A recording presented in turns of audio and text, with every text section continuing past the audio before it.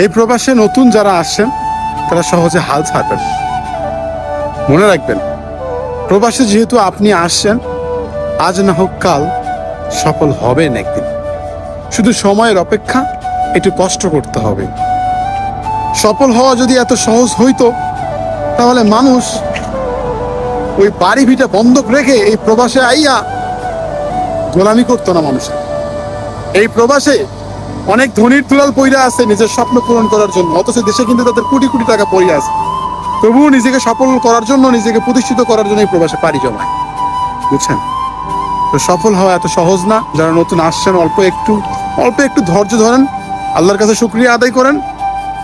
মনে রাখবেন, পৃথিবী সবার দুয়ার থেকে ঘুরে আসলে আল্লাহর দুয়ার থেকে ঘুরবেন না আপনি, আল্লাহ আপনাকে ফেরাবে না। আপনি, আমি, আমরা মধ্যবিত্ত যারা, তারা কিন্তু সবসময় ঋণ করেই প্রবাসে আসি। আমরা অনেক কষ্ট করি, অনেক পরিশ্রম করি, এরপরেও কিন্তু আমরা সফলতা পাই না। আর একটা জিনিস মনে রাখবেন, আল্লাহ তাআলা যে জিনিসটা দেয়, অতি সহজে জিনিসটা দেয়, ওই জিনিসটা কিন্তু অতি তাড়াতাড়ি আবার নিয়ে যায়। আর যে জিনিসটা অনেক কষ্টের পর দেয়, ওই জিনিসটা সারা জীবন থেকে যায়। তো জীবনে প্রতিষ্ঠিত হতে গেলে কর্মজীবনে একটু সময় লাগবে, তাই হাল ছাড়বেন না ভাই। এই প্রবাসে আপনি যে পরিস্থিতিতে আছেন, আপনি যে পজিশনে আছেন, তার থেকে অন্যের দিকে তাকান, তারাও কিন্তু আপনার থেকে ভালো নেই। আসলে এভাবেই আমরা কেউ কারো জায়গা থেকে ভালো নেই।